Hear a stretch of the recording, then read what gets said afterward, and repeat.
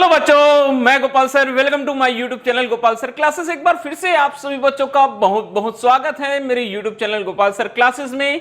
Class 12 physics नए सत्र के लिए क्लासेस की शुरुआत हो चुकी है। हमने शुरू किया था यूनिट 6 चैप्टर 9 प्रकाश की ऑप्टिक्स, और मैंने आप सभी बच्चों को बताया था कि हमने ऑप्टिक्स जो प्रकाश की है थोड़ा सा बड़ा चैप्टर होता है, उसको हमने 5 पार्ट में डिवाइड कर दिया है। 9A B C D और E, और 9A हमारा कंप्लीट हो चुका है 5 लेक्चर्स के साथ। और अभी हम आप सभी बच्चों को पढ़ा रहे हैं 9B समतल पृष्ठ द्वारा अपवर्तन, जहां हम देख रहे थे प्रकाश के अपवर्तन से संबंधित घटनाओं को।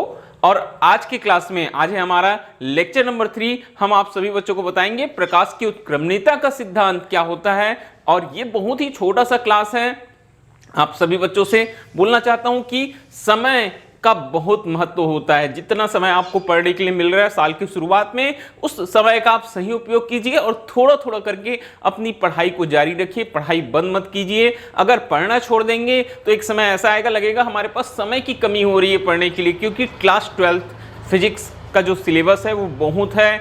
बहुत सारी चीजें मिलेगी आपको। हम सारी चीजों को, जितने भी आपके सिलेबस में है, उन छोटी छोटी चीजों को आप तक पहुंचा रहे हैं अपने YouTube चैनल के माध्यम से। तो अपनी पढ़ाई को एक निरंतरता, या बोलते हैं एक जो गति है, वो आप बनाए रखिए और सारी चीजों को बहुत ध्यानपूर्वक अच्छे से पढ़ते जाएंगे और उसी के अनुसार अपने नोट्स बनाते जाएंगे। मैंने पहले भी आप सभी बच्चों को बोला है, अगर आपको नोट्स बनाने में अगर कहीं कोई दिक्कत हो रही है तो उसके लिए हम अपने टेलीग्राम चैनल पर आप सभी की मदद करने के लिए तैयार हैं। वहां हम आपको PDF अवेलेबल कराएंगे और बताएंगे कि कैसा होना चाहिए आपका नोट्स, ताकि आपको परीक्षा के समय रिवीजन करने में या पिछली चीजों को देखने में बहुत ही आसानी हो। तो उसके लिए आपको हमारा टेलीग्राम चैनल ज्वाइन करना पड़ेगा। लिंक आपको डिस्क्रिप्शन बॉक्स में मिल जाएगा, वहां से आप ज्वाइन कर सकते हैं। तो ओके बच्चों, आज के क्लास की बात करते हैं। आज का क्लास समतल पृष्ठ द्वारा अपवर्तन, ठीक है, ये तो चैप्टर का नाम है। और आज का जो हमारा टॉपिक है वो है प्रकाश की उत्क्रमणीयता का सिद्धांत। हम आपको बताएंगे कि प्रकाश की उत्क्रमणीयता का सिद्धांत क्या होता है। तो चलिए, प्रकाश की उत्क्रमणीयता का सिद्धांत। उत्क्रम शब्द मतलब होता है उल्टा, रिवर्स, ठीक है। तो यही इस सिद्धांत का मुख्य बिंदु है। तो चलिए बात करते हैं। जब कोई प्रकाश किरण बोलता है एक माध्यम से दूसरे माध्यम में प्रवेश करती है, प्रकाश की जो किरण होती है वो एक माध्यम से कहां चली जाती है, बोलता है दूसरे माध्यम में प्रवेश करती है। तो अगर हम उसके मार्ग को उलट दें, जब दूसरे माध्यम में वो प्रवेश करती है, अगर उसके मार्ग को वहीं उलट दिया जाता है, ठीक है, तो वह जिस मार्ग से प्रवेश करती है उसी मार्ग में क्या हो जाती, बोलता है वापस लौट जाती। मतलब जिस रास्ते से आई थी उसी रास्ते में वापस चली गई, और इसे प्रकाश की उत्क्रमणीयता का सिद्धांत कहते हैं। बहुत ही सिंपल है, और यहाँ एक बहुत ही महत्वपूर्ण फार्मूला हम आपको निकाल कर दिखाएंगे। तो चलिए देखिए, प्रकाश की उत्क्रमणीयता का सिद्धांत में सबसे पहले मैं एक परावर्तक पृष्ठ बना लेता हूं।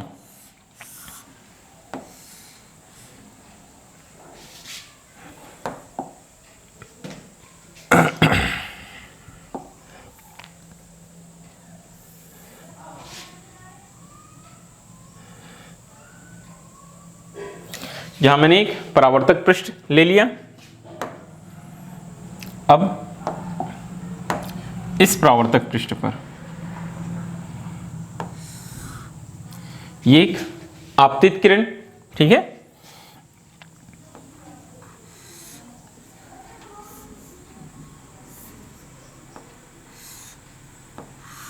यहां मैंने एक अभिलंब खींच दिया।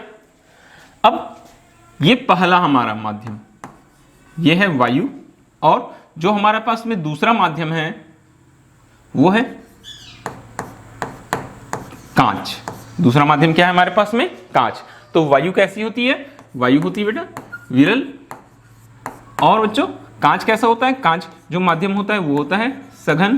तो जो प्रकाश की किरण है, आपतित किरण, ये आपतित किरण P Q, ये हमारे पास में आपतित किरण हो गई। आपतित किरण क्या है, PQ, ठीक है, आपतित किरण है। आपतित किरण विरल से सघन में जा रही है, तो आपको मालूम है ये इस तरीके से अभिलंब की ओर क्या हो जाएगी, झुक जाएगी। और ये Q से मान के चलते हैं कौन से मार्ग में जा रही है, R मार्ग में जा रही है, और ये R मार्ग में जा रही है, Q से R की ओर जा रही है। तो जहां R है उसी दिशा में हम रख देंगे एक दर्पण। दर्पण क्यों, इसके मार्ग को उलटने के लिए।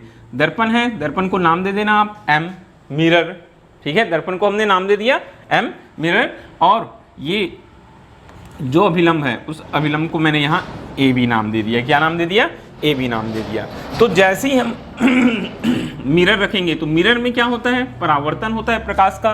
दर्पण क्या कर देता है? अपने परावर्तित किरणों को क्या कर देता है? परावर्तित कर देता है। तो ये किरण परावर्तित हो जाएगी, क्यू आर दिशा में आ रही थी और आर क्यू दिशा में वापस लौट जाएगी, ठीक है। फिर आर क्यू के बाद में ये क्यू पी दिशा में चली जाएगी। तो डायग्राम सबसे पहले समझिए, फिर से देखिएगा। हमारे पास में एक परावर्तक पृष्ठ था, ठीक है। अब ये वायु है और ये कांच है, ठीक है। यहां हमने इसके मार्ग में क्या रख दिया था? एक दर्पण रख दिया था। जैसी दर्पण पर आई अपवर्तित किरण और उसी दिशा में ये दर्पण से क्या हो गई? परावर्तित हो गई। तो इसका वापस जब आया तो इसका मार्ग था P से Q, Q से R, मगर वापस लौटा तब इसका मार्ग है R से Q, Q से P, ठीक है। तो ये होता है प्रकाश की उत्क्रमणीयता का सिद्धांत। एक बार फिर से आप सिद्धांत पढ़ सकते हैं बच्चों। जब कोई प्रकाश किरण एक माध्यम से दूसरे माध्यम में, वायु से आ रही थी कांच में, ठीक है, प्रवेश करती है तो उसके मार्ग को उलट देने पर बोलता है। अगर हम उसके मार्गों को क्या कर देते हैं? उलट देते हैं। हमने उसके मार्गों को उलट दिया तो जिस मार्ग से प्रवेश करती है उसी मार्ग से क्या हो जाती है? बोलता है वापस लौट जाती है। और यहां एक बहुत ही महत्वपूर्ण फार्मूला निकलता है, तो चलिए हम देखते हैं। तो हम स्नेल के नियम का यूज करेंगे। कौन सा नियम लगाएंगे हम? स्नेल के नियम से, ठीक है। अब यहां दो स्थितियां होंगी। सबसे पहली स्थिति स्नेल के नियम से, ठीक है। स्थिति एक में हम देखेंगे जब प्रकाश किरण कहां से? वायु से कांच में प्रवेश करती है, ठीक है। जब प्रकाश किरण कहां से बोलता है? वायु से कांच में प्रवेश करती है। उस स्थिति में ये पहला आपतित किरण अभिलंब के मध्य बना कोण आपतन कोण, और अपवर्तित किरण अभिलंब के मध्य बना कोण अपवर्तन कोण आर। तो यहां अगर मैं स्नेल का नियम लगाऊंगा तो ये हो जाएगा, कहां से जा रही है? एयर से। कहां जा रही है? ग्लास में। तो ए म्यू जी क्या हो जाएगा हमारे पास में? ए म्यू जी। ए म्यू जी क्या होता है? पहले माध्यम के सापेक्ष दूसरे माध्यम का अपवर्तनांक। तो यहां वायु के सापेक्ष कांच का अपवर्तनांक ए म्यू जी। और फार्मूला हो जाएगा स्नेल के नियम से हमारे पास में, ये फार्मूला होता है बच्चों sine i upon sine r. क्या फार्मूला होता है हमारे पास में? Sine i upon sine r, ठीक है। Equation number 1। अब इसी में हम इसकी दूसरी स्थिति देखते हैं। स्थिति 2, जब प्रकाश किरण के मार्ग को क्या किया जाता है? उलट दिया जाता है। प्रकाश किरण के मार्गों को क्या कर देते हैं? हम उल्टा कर देते हैं। तो प्रकाश किरण के मार्ग को उल्टा कर देंगे तो प्रकाश किरण कहां से जाएगी? वो कांच से कहां जाएगी? वायु में। तो ये जी म्यू ए क्या हो जाएगा हमारे पास फार्मूला? जी म्यू ए। अब देखिए, अब मार्ग हो गई आर से क्यू, तो आपतन कोण क्या हो जाएगा? आपतित किरण आर क्यू हो जाएगा, उल्टा हो जाएगा। जो आपतित किरण थी वो अपवर्तित हो जाएगी और जो अपवर्तित थी वो क्या हो जाएगी? वो आपतित हो जाएगी। तो ये आर क्यू आपतित हो जाएगी तो आपतन कोण आर हो जाएगा। तो यहां हम लिखेंगे साइन आर, आई के जगह आपतन कोण की जगह क्या आ जाएगा? यहां आर आ जाएगा। और अपवर्तन कोण क्या हो जाएगा? आई हो जाएगा। तो हम इसको लिखेंगे साइन आई, समीकरण नंबर 2। तो अब हमको करना है समीकरण 1 गुना समीकरण 2 से। समीकरण 1 गुना 2 से क्या हो जाएगा हमारे पास? ये हो जाएगा a mu g into g mu a is equal to sine i upon sine r into sine r upon sine i. तो साइन आई क्या हो गया? कैंसल। वैसे ही ये साइन आर कैंसल हो गया। तो a mu g into g mu a is equal to आ रहा है 1। तो ये सबसे पहला हमको रिलेशन मिल गया कि ए mu g into g mu ए वैल्यू कितनी होती है 1।